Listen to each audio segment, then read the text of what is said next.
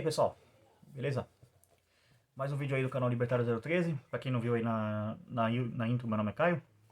Agora o canal tem intro, então umas coisinhas estão mudando aí, né? Ajustando, enfim. O canal tá começando, né? Bom, adiantando já o assunto de hoje, parte 1 do capítulo 10 do livro Uma Teoria do Socialismo e do Capitalismo. Aqui tá invertido, mas eu acho que pra vocês fica certo. Enfim, se não tiver, é esse o livro. É uma leitura comentada, então, portanto, eu já estou bem avançado no livro. Especificadamente hoje eu estou iniciando o último capítulo do livro. Então, se você não está acompanhando a série, eu vou deixar na descrição os links importantes para esse vídeo, que são os links para a compra do livro, o link para download do livro. Você pode comprar o livro através da Amazon e baixar através do site do Instituto Rothbard. Tem também os links da playlist do canal com a leitura comentada, então vai lá também, muito importante, se inscreve lá. Segue lá, né, no caso a playlist, pra você ir acompanhando ao longo do tempo. Tem uma novidade também, eu vou deixar na descrição desse vídeo o link da parceria do canal, que é uma loja de venda de canecas, então sigam o link lá, a loja nível 1, então vão lá, comprem canecas, ajudem o canal também. Você também pode ajudar o canal financeiramente através de doação de Bitcoin, Nano e Shitcoin via moeda estatal, que é a moeda Pix, né, no caso, você pode doar por Pix, isso ajuda bastante, links na descrição. Eu recomendo fortemente que você vá na playlist e siga desde o começo. E também segue o canal aqui, isso ajuda bastante a engajar o canal, aumentar o número de inscritos, enfim, todas essas coisas são muito importantes. Curte o vídeo, comenta alguma coisa aí sobre o capítulo, o que você achou e tal. Alguma crítica, sugestão, enfim, alguma coisa que você quer ver no canal aí, algum tema, sei lá, de repente algum outro livro. Deixa aí também o seguir aí nas outras redes sociais, Twitter, Instagram, enfim, tá tudo aí na descrição, grupo do Telegram, entra lá. E sem mais delongas aí, vamos entrar no capítulo 10 aí, que o Hoppe vai começar a discutir a produção capitalista e o problema dos bens públicos, ou seja, aquela ideia de que existem coisas que são públicas que o Estado tem que prover, tipo rua, algumas outras coisas aqui que ele vai dar de exemplo. Então, o Hoppe vai começar a atacar essa ideia e vamos dar início aqui à leitura comentada, que essa parte vai ser um pouquinho longa, que eu vou ter que pegar 7 páginas e são bastante coisa com nota de rodapé, enfim. Mas vamos lá. Palavras do Hoppe agora, não mais minhas palavras. Tentamos demolir o socialismo tanto no campo econômico quanto na esfera moral. Tendo reduzido a um fenômeno de significado exclusivamente sociopsicológico, ou seja, um fenômeno cuja existência inclui tanto a boa economia quanto a boa moral, suas raízes foram explicadas em termos de agressão e da influência corruptora que uma política de divide et impera exerce na opinião pública. O último capítulo retorna à economia para desferir os golpes finais do socialismo, ocupando-se da tarefa construtiva de explicar o funcionamento de uma ordem social capitalista como a rival economicamente superior do socialismo e pronta para ser adotada a qualquer momento. Em termos de avaliações dos consumidores, o capitalismo foi indicado como sendo superior no que tange à alocação dos fatores de produção, a qualidade da fabricação dos bens produzidos e a preservação dos valores incorporados ao capital ao longo do tempo. Foi, de fato, demonstrado que não constitui, de modo algum, qualquer problema especial do monopólio supostamente associado ao sistema de puro mercado. Em vez disso, tudo o que foi dito sobre o funcionamento normalmente mais eficiente do capitalismo também é verdade no que se refere aos produtores monopolistas, na medida em que eles estão realmente sujeitos ao controle das aquisições voluntárias ou das abstenções voluntárias ocorridas nas compras realizadas pelos consumidores. Este último capítulo analisará um argumento especial cada vez mais citado e que supostamente exige algumas alterações na tese da superioridade econômica do capitalismo. O argumento da produção dos chamados bens públicos, particularmente a provisão de segurança. Se o que foi dito no capítulo anterior sobre o funcionamento de uma economia de mercado é verdade, e se os monopólios são completamente inofensivos para os consumidores, uma vez que os consumidores têm o direito de boicotá-los e entrar livremente no mercado de produtores que competem entre si, deve então chegar à conclusão que, tanto por razões morais quanto por razões econômicas, a produção de todos os bens e serviços deveria ser deixada nas mãos da iniciativa privada. E, particularmente, deduz-se que, mesmo que a produção da lei e da ordem, da justiça e da paz, aquelas coisas que se pensa como sendo os candidatos mais prováveis de bens fornecidos pelo Estado pelas razões explicadas no capítulo 8, deveriam ser fornecidas privadamente por um mercado, só virar a página aqui, competitivo. Essa é, de fato, a conclusão formada por Gustave de Molinari, um renomado economista belga no início de 1849, numa época em que o liberalismo clássico ainda era a força ideológica dominante e economistas e socialistas eram geralmente considerados, e legitimamente, como sendo antônimos. E aqui vem uma citação do Gustavo de Molinari na página. Se existe uma verdade bem estabelecida na economia política, é esta. que em todos os casos, para todas as mercadorias que servem à provisão das necessidades tangíveis ou intangíveis do consumidor, é do maior interesse dele que o trabalho e o comércio permaneçam livres, porque a liberdade do trabalho e do comércio tem, como resultado necessário e permanente, a redução máxima do preço. E esta, que os interesses do consumidor de qualquer mercadoria devem sempre prevalecer sobre os interesses do produtor. Assim, ao seguirmos esse princípio, chegamos a essa rigorosa conclusão, que a produção de segurança deveria, os interesses dos consumidores dessa mercadoria intangível, permanecer sujeito à lei da livre competição, de onde se segue que nenhum governo deve ter o direito de impedir que outro governo entrasse em competição com ele ou que requeresse que os consumidores adquirissem exclusivamente seus serviços. Nota 181 aqui, Gustavo de Molinari, da Produção de Segurança, é o capítulo 2. Esse livro também eu vou deixar por padrão aqui ele na descrição também, porque, enfim, esse livro é muito importante e complementa muito das coisas aqui. O Hope vai usar ele bastante vezes aqui ao longo do capítulo. Então eu vou deixar na descrição também o link para download dele e você pode baixar lá pelo site do Instituto Rothbard Brasil. E Molinari comenta esse argumento dizendo o seguinte: ou isso é tão lógico quanto verdadeiro, ou então os princípios que se baseia a ciência econômica são inválidos. E aqui a nota 182 cita a página 4 desse livro. Enfim, aparentemente só há uma saída para essa conclusão desagradável, ou seja, para todos os socialistas: argumentar que há bens particulares sobre os quais não se aplica o raciocínio econômico anterior devido a algumas razões especiais. É isso que os chamados teóricos dos bens públicos estão determinados a provar. Nota 183 aqui. Para conhecer as várias abordagens dos teóricos dos bens públicos, o Hope referencia aqui J. Bushman e J. Tollock, o cálculo do consentimento, tá, em inglês, né, eu estou traduzindo aqui. J. Bushman, The Public Finances, as finanças públicas, e os limites da liberdade, do J. Tollock, Private Wants, Public Means, enfim. E M. Olson, a lógica da ação coletiva, isso não faz nem sentido, não existe ação coletiva, toda ação individual. Walter Baum, Welfare Economic and the Theory of the State. Tá. Algumas referências aqui, então quem quiser pesquisar alguma coisa aí, dá uma olhada. Para quem quiser pegar direto do livro, é página 183. Mas vamos lá. Página 183, nota 183, coincidência, né? Enfim, seguindo aqui. Porém, demonstraremos que, na verdade, não existem bens especiais nem razões especiais e que, em particular, a produção de segurança não apresenta qualquer problema diante da produção de qualquer outro bem ou serviço, seja casa, queijo ou seguro. Apesar de muitos seguidores, toda a teoria dos bens públicos é construída sobre um raciocínio defeituoso e superficial. É dominada por inconsistências externas e por falácias lógicas, nas quais a conclusão do argumento desrespeita a premissa inicial, non sector, falácia clássica. Isso aí, a falácia do non sector é o que você mais vê quando argumenta com Sousa. Além de apelar ao e jogar com os preconceitos e as crenças populares, e sem qualquer mérito científico, nota 184. Sobre o assunto, Murray Rothbard, Man, Economy and State, página 883, e o mito da taxação neutra, Jornal Cato, Walter Block, Free Market Transportation, Denationalization of the Roads. The Case of the Roads, também do Walter Block, 1983. Ele está referenciando o jornal do Libertarian Studies, que é um jornal que circula lá nos Estados Unidos, no meio acadêmico. Enfim, seguindo. Com o que parece, então, a rota de fuga que os economistas socialistas encontraram para evitar a conclusão de Molinari, desde a época de Molinari, tornou-se cada vez mais comum responder à questão sobre se há bens nos quais se aplicam diferentes tipos de análise econômica de maneira afirmativa. Na verdade, hoje em dia é quase impossível encontrar um único livro-texto de economia que não estabeleça ou enfatize a importância vital da distinção entre bens privados, pelos quais a verdade da superioridade econômica de uma ordem capitalista de produção é geralmente reconhecida, e esse foco no geralmente é bem geralmente mesmo, que às vezes eles não reconhecem isso.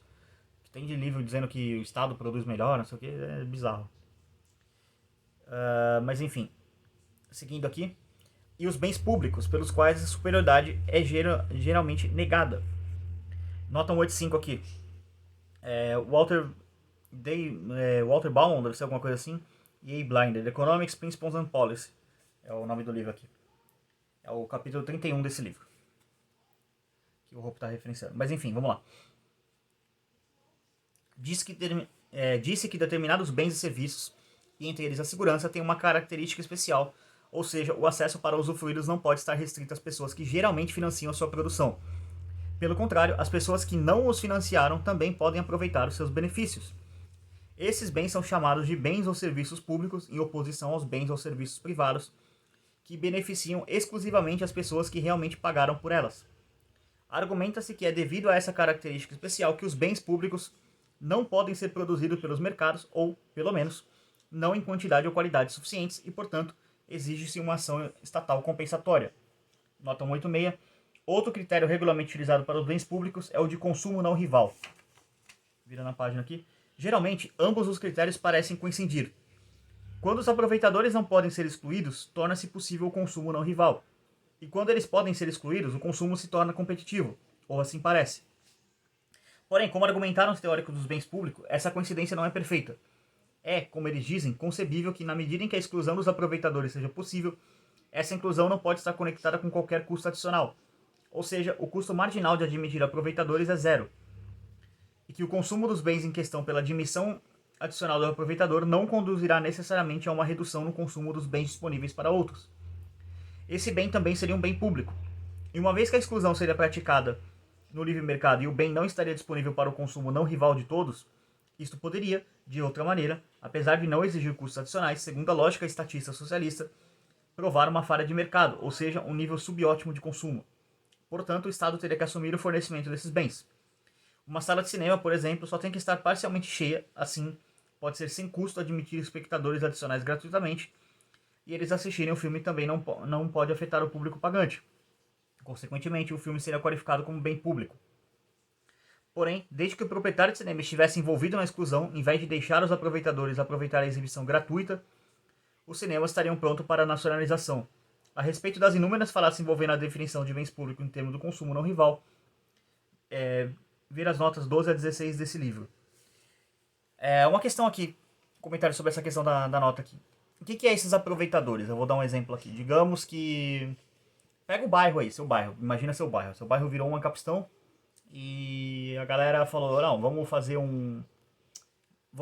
montar um sistema aqui na entrada do bairro, na divisa entre um bairro e outro, e a gente vai colocar uma empresa de segurança privada com uma cancela, um sistema de portaria na região. A gente reuniu aqui dinheiro, vai contratar todo mundo, vai passar cabo, enfim, vai passar toda a infraestrutura necessária para fazer um serviço de portaria, com seguranças armados, evidentemente, e todo mundo aqui concordou que a regra vai ser a seguinte: a pessoa só pode entrar se ela for autorizada por um morador, e se a pessoa entrar, qualquer ação que ela fizer é responsabilidade do morador. Então, se ela bater um carro, se ela de repente é um ladrão e a pessoa rouba lá, a responsabilidade passa a ser do cara, enfim. Basicamente seria essa a regra. Mas aí, sei lá, vamos colocar que seja um bairro pequeno, tenha, sei lá, 200 pessoas morando no bairro. Um bairro pequenininho, não é uma coisa muito gigantesca. E aí essa galera, tipo, dessas 200 pessoas, sei lá, 5 delas é a galera que seria os aproveitadores. Que é tipo assim, eu não vou pagar porra nenhuma, não. Então 195 pessoas estão pagando pelo arranjo e 5 estão, tipo, pegando carona, vamos dizer assim. Elas estão usando o serviço sem pagar. Por que é mais benéfico para essas pessoas bancarem essas 5 do que eles excluírem elas? Porque assim todo mundo ganha. Você tem um ganho coletivo maior do que uma perca individual, porque assim vai ficar mais caro. Se você dividisse para 200 ficaria mais barato. Se você dividisse para 195 fica um pouquinho mais caro. É melhor todo mundo pagar um pouco menos para ter segurança e a sensação de segurança, e você não tem como precificar isso. A sensação da segurança, lógico, você ter segurança é outra coisa. Você tem um bem lá, sei lá, de um carro de 30 mil, alguém roubar seu carro, você perdeu 30 mil reais. Mas a sensação de você poder chegar em casa tranquilo, seguro, ter gente ali para cuidar da sua segurança, isso não tem como precificar. Então, essas pessoas provavelmente elas tomariam essa decisão mesmo que tem esses aproveitadores. Então é isso que o Hope está colocando aqui. Vamos lá. Os exemplos apresentados por diferentes autores para os supostos bens públicos variam de forma ampla. Eles muitas vezes classificam os mesmos bens e serviços de forma diferente, não deixando de discutir quase nenhuma classificação de um bem específico. E há um 87 aqui, Walter Block, Public Goods and Senality, Jornal de Estudos Libertários, 1983. Isso prenuncia claramente o caráter ilusório de toda a distinção. Contudo, alguns exemplos de bens públicos desfrutam particularmente um status popular são os bombeiros que impedem o incêndio na casa do vizinho, o que permite que ele lucre com a ação do meu corpo de bombeiros, mesmo que não contribua em nada para financiá-lo. Ou a polícia, que ao fazer a ronda nos arredores da minha propriedade também assusta os ladrões em potenciais da propriedade do meu vizinho, mesmo que ele não ajude a financiá-la.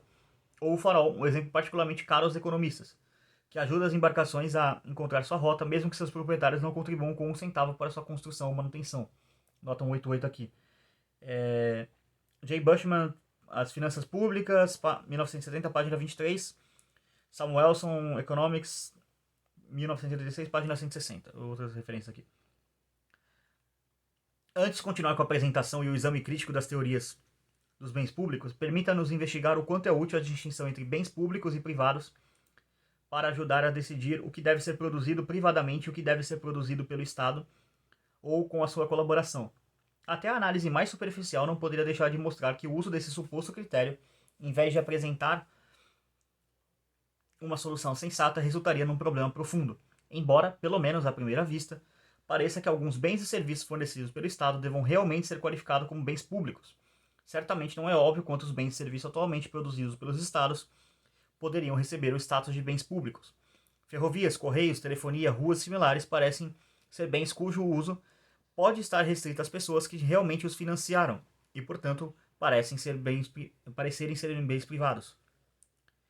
E também parece ser em muitos aspectos o caso da segurança, esse bem multidimensional. Tudo que pudesse ser obtido do seguro teria que ser qualificado como um bem privado. No entanto, isso não é o suficiente. Na medida em que os bens fornecidos pelo Estado parecem ser bens privados, muitos bens produzidos privadamente parecem se encaixar na categoria de bens públicos.